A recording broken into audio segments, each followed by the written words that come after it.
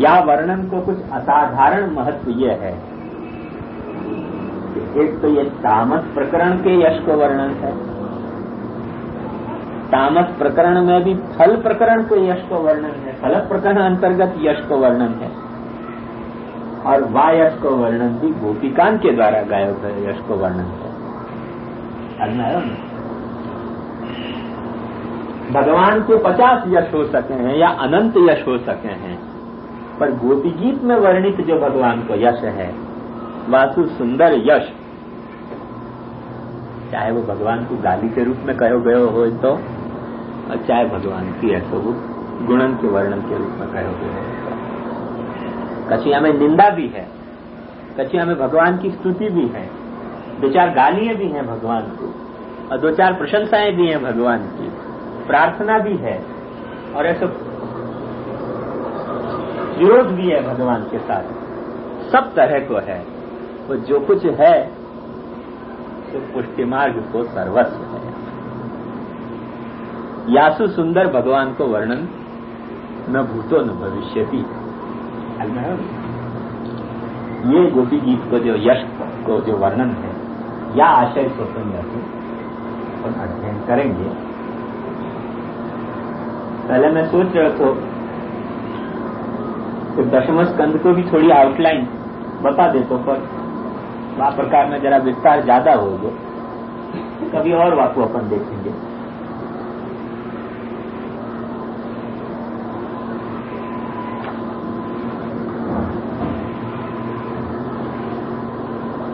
अपन गोपी गीत के अध्ययन में ही प्रवृत्त हैं।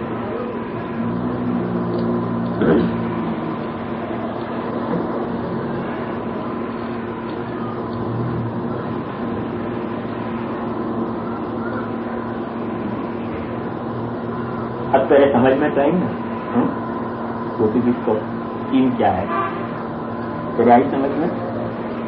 सामने आलू के नहीं क्या माते अपने वैराग्य की जो ज्ञान का है वो काम भी है,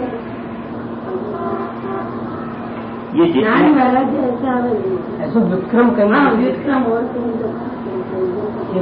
में ये तामस फल प्रकरण में व्युत्क्रम भयो है, बाकी ऐश्वर्य वीर यशस्वी ज्ञान वैराग्य तो कहीं 1-2 ठिकाने और भी व्युत्क्रम है सही, यहाँ तो निश्चित है।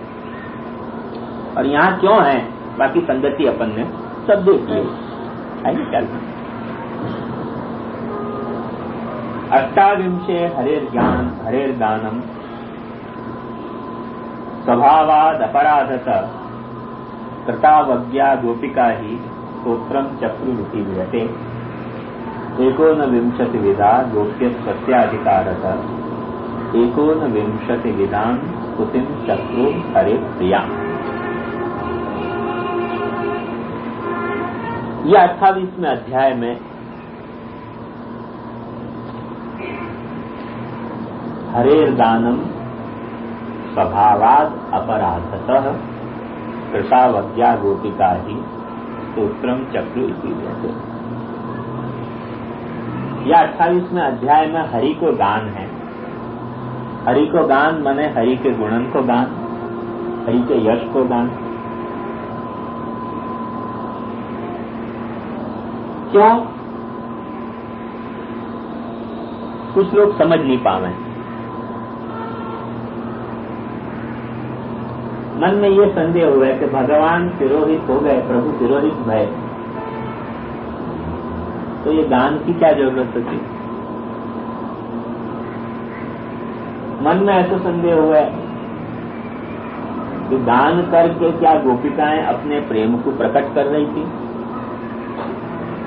प्रकट कौन से सामने कर रही थी? कौन को जताना चाहती थी? और यदि या तरह की कोई गणना मन में हती तो ऐसे गणना मूलक प्रेम को प्रेम कहा जा सके कि नहीं?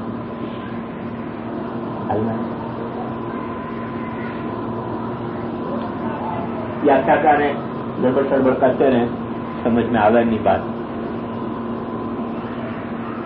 कभी कहते हैं तो ये बात वही, कभी कहें जो है वो गोपिकाएं जो हैं गोपी शब्दन के अलग अलग अर्थ निकालें। गोभिर इंद्रिय पिबती कृष्ण रसम इति गोपी,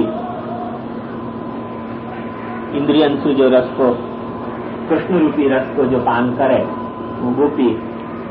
फिर दिमाग चकरावे उनको, ब्रह्म जो है वो तो निर्गुण निराकार निर्धर्मक है, वह को इंद्रिय से ज्ञान कैसे हो सके, ज्ञान नहीं हो सके, फिर उल्टे सुलटे अर्थ निकालें।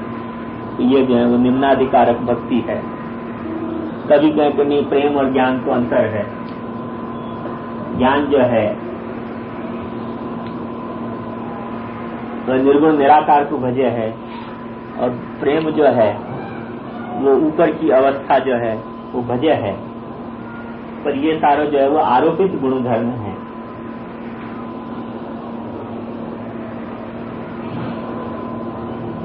माने कौन देखे है, कौन को देखे है, कौन देखने वालों है, कौन दिखने वालों है, कौन दृष्टा है, कौन दृश्य है। तो जैसे ज्ञान में जो है वो भगवान जो है वो दृष्टा है और जीव दृश्य है। सभी में सोचें कि मर्यादा मार्ग में भगवान दृष्टा है और जीव दृश्य है। ज्ञान मार्ग में न तो भगवान दृष्टा है न दृश्य है, केवल दर्शन मात्र है। भक्ति मार्ग में जो है वो जीव दृष्टा है और भगवान दृश्य है। विविध प्रकार के विकल्प करके बात को सुलझाने के बजाय और उलझाता है। आचार्य चरण ने बहुत सीधो सो कहो स्वभावात अपराधता, गान कियो है यहाँ में न दृष्टा और दृश्य को झगड़ा है, गान कियो है यहाँ में न ज्ञान और भक्ति को झगड़ा है, गान कियो है उनने अपने स्वभाव। प्रत्येक गोपिका को कुछ स्वभाव है। अब सारी गोपिकान पे एक स्वभाव लादनो। अभी मैंने निबंध में एक को बतायो, संस्कृत में एक श्लोक आवे,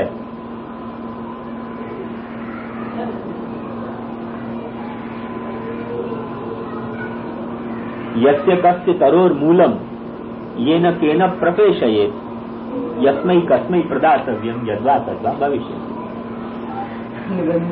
निबंध में मैंने आपके लिखा है। गांव में रोग चाला पट्यो, रोग चाला पट्यो तो चेला गुरु के पास गयो।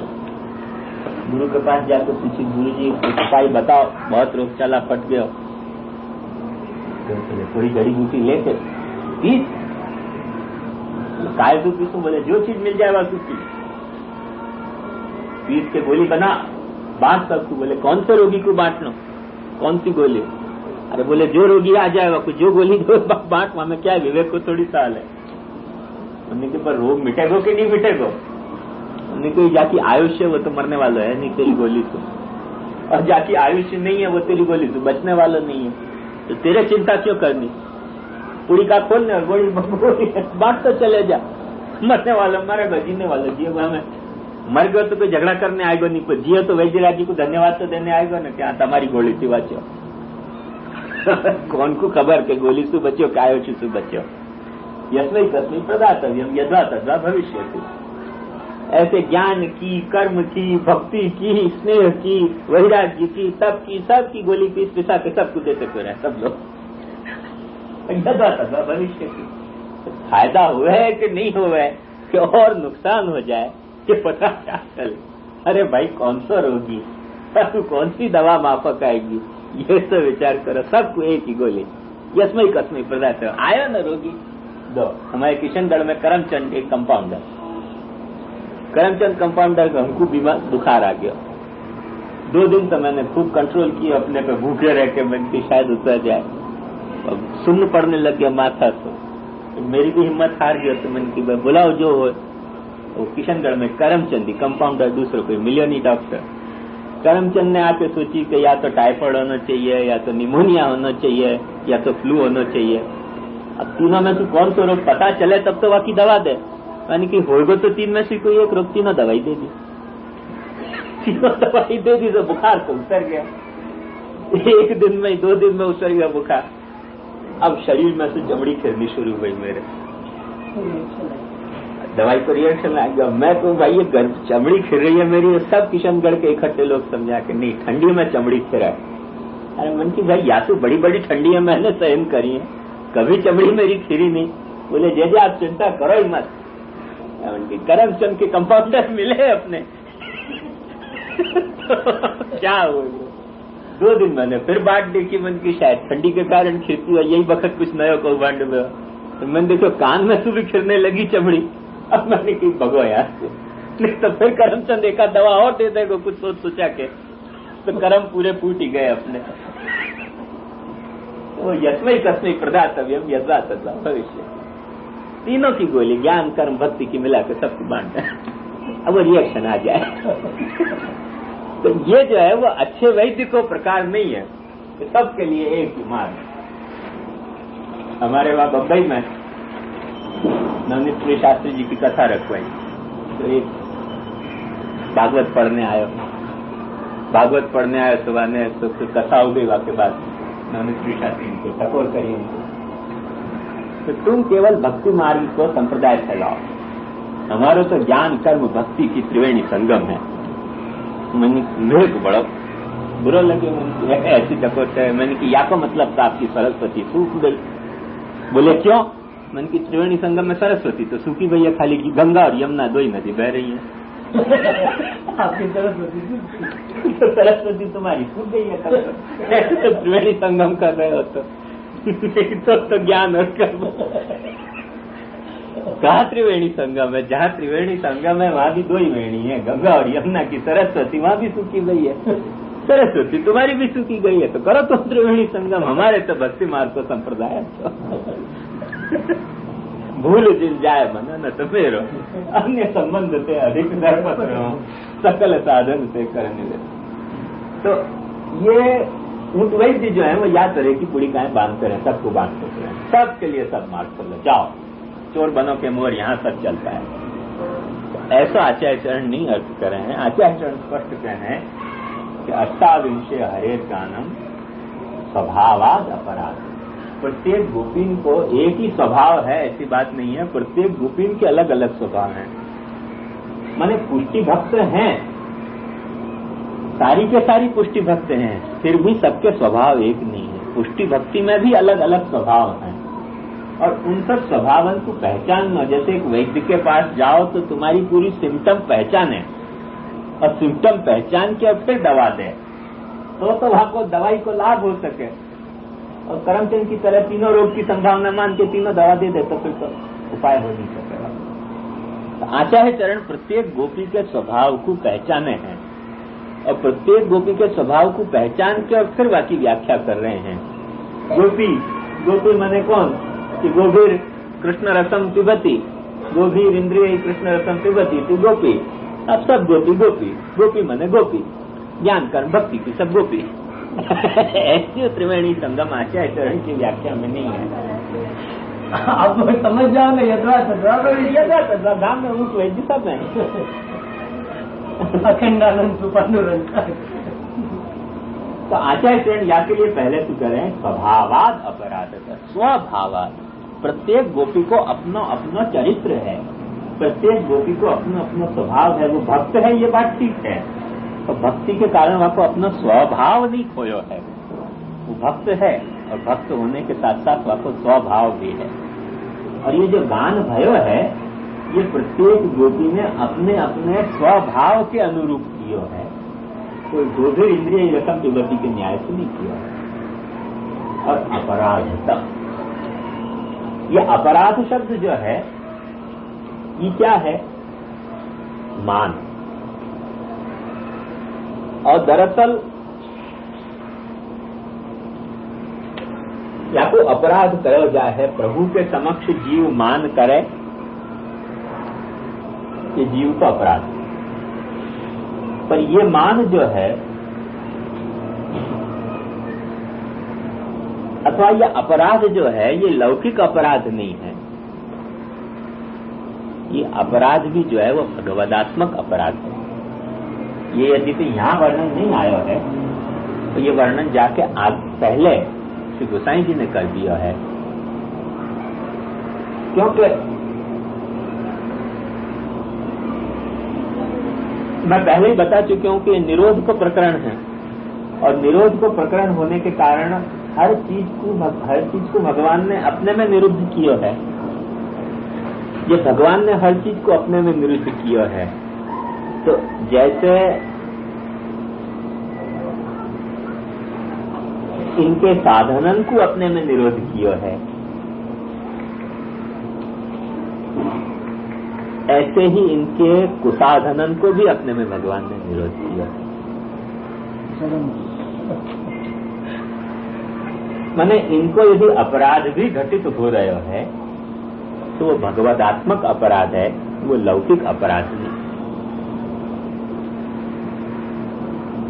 एक कारण बताऊं कि जब आरंभ में गोपिकाएं आई और भगवान ने जब उनको कहो कि तुम चले जाओ वृद्ध में लौट के पाछे,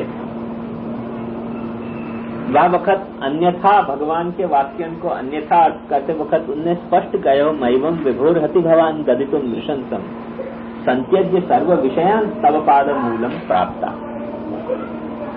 जो सारे विषयन को त्याग करके जो गोपिकाएं भगवान के पास आई हैं, उनमें क्या मानादि के अपराध हो सके हैं?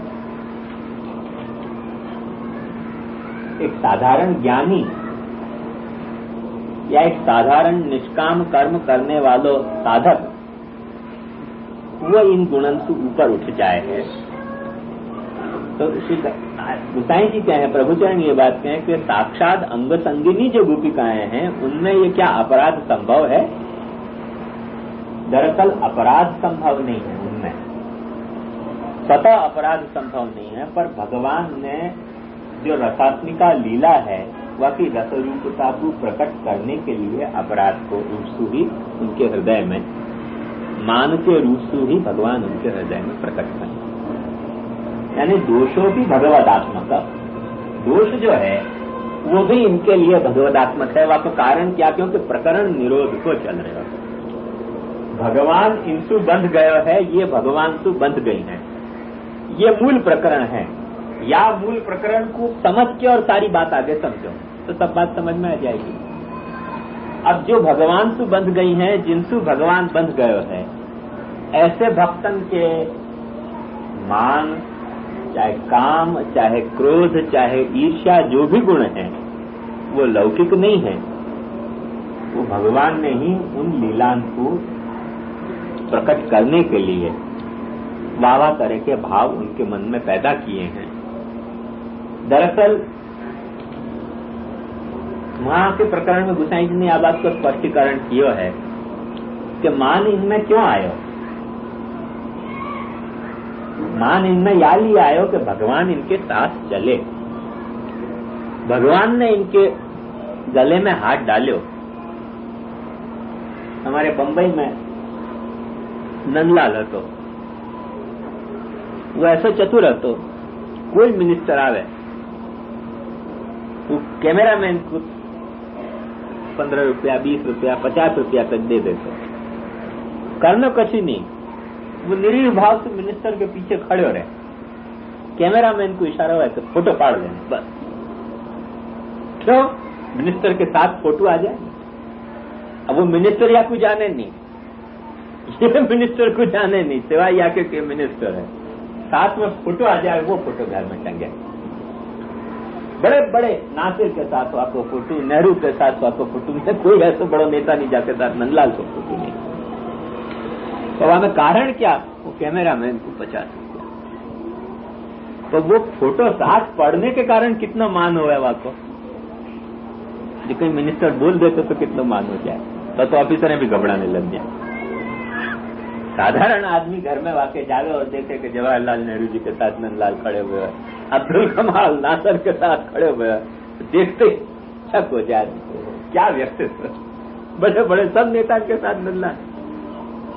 वो ट्रिक वाकी सिर्फ इतनी कि वो कैमरामैन को 50 रुपया, 20 रुपया तक दिए होते।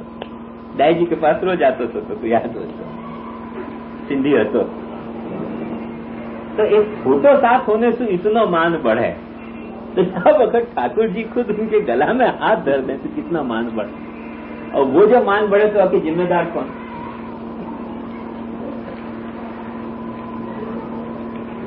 गोपिकाएं खुद कैसे ठाकुर जी को हाथ, उनको बात है को मान ठाकुर जी ने उनके गला में हाथ डाल के, और वो बात है को मान बढ़ायो, मान बढ़ो तो बढ़ो, बढ़ो तो बढ़ो, ठाकुर जी तक पहुंचो।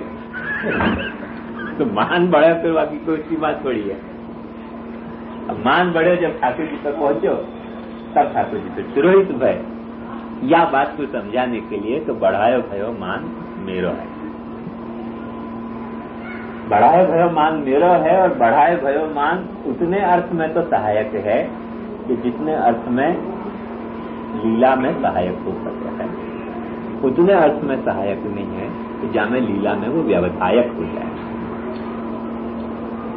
या के लिए अपराध भी कह रहे हैं, अवज्ञा भी कह रहे हैं कि गोपिकान ने अवज्ञा करी भगवान की, गोपिकान ने भगवान को अपराध किए। पर ये अपराध और अवज्ञा की जो सामर्थ्य है वो दी भई उनकी है, ये बात मत भूलियो। ये बात यहाँ कारिका में नहीं समझ में आएगी, पर प्रकरण देखोगे तो समझ में आएगी कि निरोध को प्रकरण है। यहाँ के लिए उनके दोषण को भी निरोध है, उनके गुणन को भी निरोध है, उनकी जो कुछ अच्छाई है वाको भी निरोध है, जो कुछ बुराई है वाको भी निरोध है। श्री रामानुजाचार्य कहें वपुरादिषु योपि कोपि वा गुणतो वा तो यथा तथा विधा तदहं तव पाद पद्मयो अहम अद्यैव मया समर्पित। ये जैसे मेरे शरीर है, ये जैसे मेरे गुण हैं, वपुरादिषु योपि कोपि वा, जो कुछ मैं हूं, गुणतो वा तो यथा तथा विधा, जैसे मेरे गुण हैं, तदहं तव पाद पद्मयो, जैसे भी मैं हूं तेरे पाद पद्म में, अहम अद्यैव मया समर्पित, मैं समर्पित हूं। अब जब समर्पित हूं तो जो भी कुछ होते रहूं, अब वहां मेरे कोई चिंता की बात तो नहीं। जब जीव भगवान से निरुद्ध हो गए और भगवान जब वक्त जीव में निरुद्ध हो गए तो गुण और अवगुण वाके दोष और ऐसे वाके जो ऐसे वाके श्री सब कुछ जो है वो भगवदात्मक है, वाको अपनो कुछ भी नहीं है और सब कुछ वाको है, क्योंकि भगवान वाको है। या तो भगवान है वाको क्या चीज नहीं होगी कुछ। या लिए क्या है कि कृतावज्ञा गोपिका ही स्तोत्रम चक्रु इसीलिए थे, उनने स्तोत्र कियो। कृतावज्ञा गोपिकन ने, जिन गोपिकान ने भगवान की अवज्ञा करी, ऐसी गोपिकान ने अपने स्वभाव सु और अपराध के कारण ये गान किया। दरअसल ध्यान से देखोगे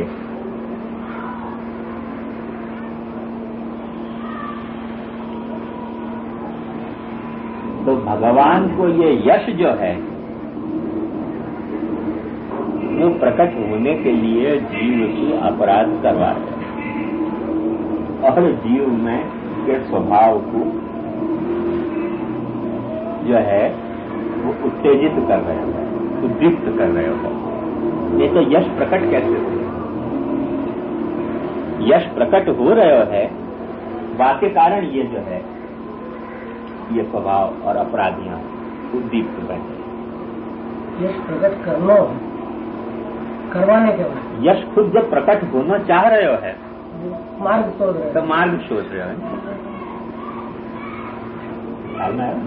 जैसे शरीर में थोड़ी विपरीत उपमा है पर समझने में सहायक होगी कि अपने शरीर में कोई वक्त विजातीय द्रव्य चले जाए तो क्या हुआ कि शरीर के जो रक्त के जो कण हुए हैं वो वह विजातीय द्रव्य को पकड़ पकड़ के खावे और खावे वहां में उनको संघर्ष हुआ खून में जोरदार। वह संघर्ष के कारण जो गर्मी आवे है वह गर्मी सुई तो वो सारे नष्ट हुए। अपन क्या कह के भाई ताव ज्यादा चढ़ो तो ज्यादा बीमार है, नहीं ज्यादा ताव चढ़ो या तो मतलब यह है कि ज्यादा वाके सामना हो रहे हो अंदर, जो कम ताव चढ़े तो खत्म ही हो जाए। पर क्या हुआ कि जैसे ज्यादा संघर्ष इतना बढ़ जाए कि सहन ही नहीं हो पावे और वो चल दे जीव, तो वो एक दूसरी कथा है। बाकी नहीं तो ताव अपने आप में बुरी चीज नहीं है। ताव जो है अपने आप में सहायक चीज है कि जो विजातीय द्रव्य आ गया हो, बाकी कोई तरह से रक्त जो है पचाना चाहे है, और पचाने के लिए वो इतनी गर्मी पैदा करे है वाकु वो पच जाए।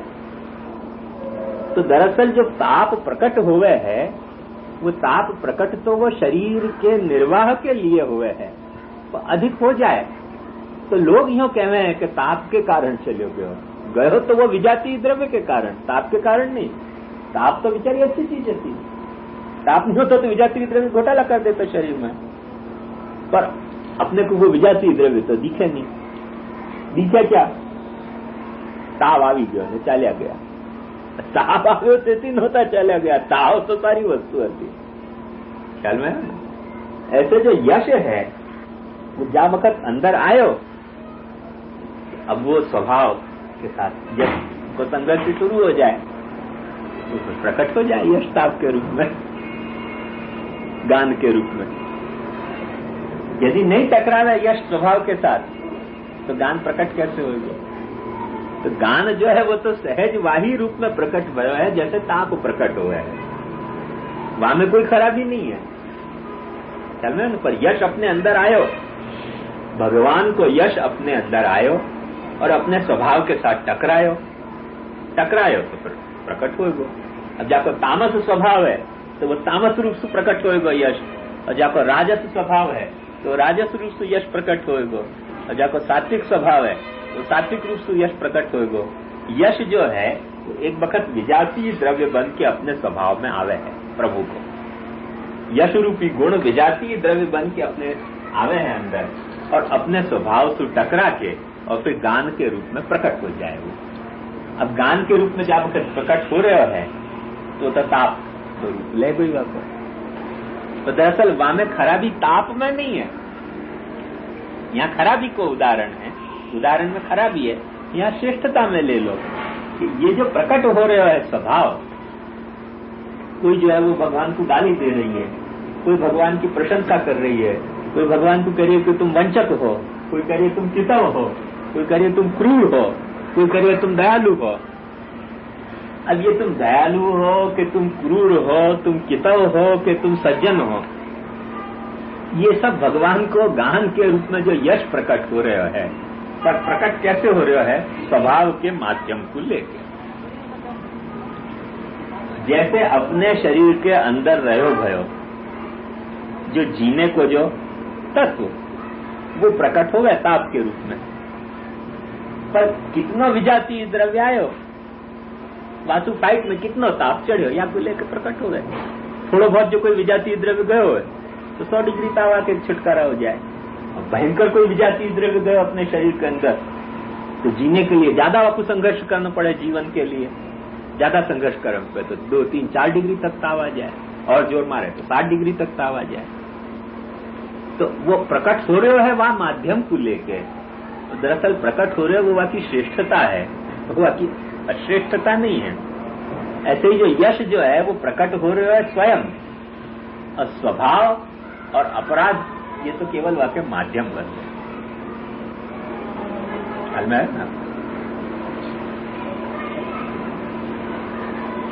एकोनविंशति विधा गोप्य स्वस्याधिकारत एकोनविंशति विधान स्तुतिम चक्रु हरे प्रियाम। 19 प्रकार की गोपियन ने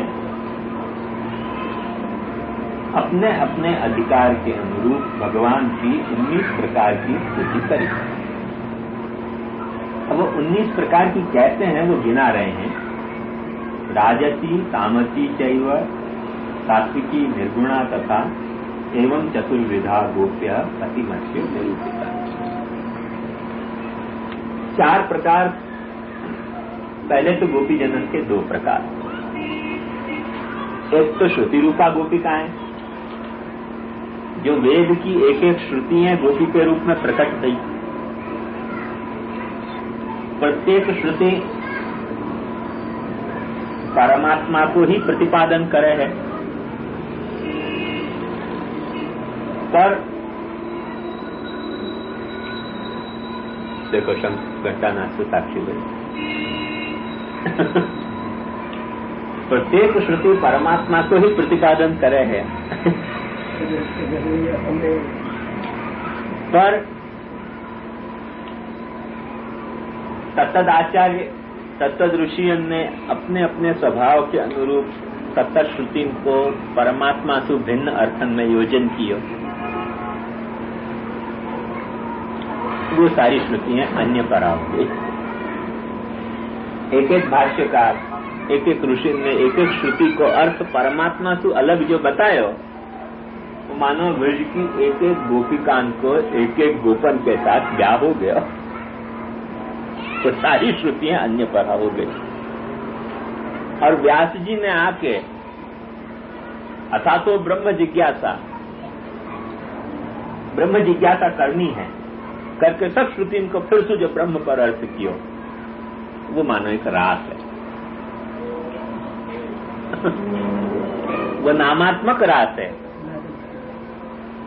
वो समन्वयाध्याय जो श्री व्यास जी ने लिखियो, वो एक नामात्मक रास है, ये रूपात्मक रास है। पर श्रुतियां अन्य परा हैं, क्योंकि प्रथमतया श्रुति में ऐसा व्यामोह उत्पन्न हो ही जाए है कि कोई भी श्रुति आई नहीं तो सबको अपना अपना मोह उत्पन्न हो, या श्रुति को पर या को पर। कोई श्रुति को महादेव जी का पर घटा दें, कोई को गणपति के पर घटा दें, कोई को तो कार्तिकेय पर घटा दें, कोई को शिव सूर्य पर घटा दें, अलग अलग श्रुति, कोई को निर्गुण पर घटा दें, कोई को निराकार पर घटा दें। जाके मन में जो श्रुति आवे वाकु वाके पर घटा दे रही। ये श्रुति इनको अन्य परा चल रहा है या के लिए श्रुति रूपा जो गोपिकाएं हैं वो अन्य परा हैं, क्योंकि ऋषि ने उनके ब्याह अलग अलग प्रमेय के साथ कर दिए। और दूसरी जो है वो कुमारिकाएं वो कुमारिकाएं जो हैं वो अनन्य पूर्वा कहवा है, अग्नि रूपाएं, अग्नि कुमारिका, ऋषि रूपा भी कहा जाए।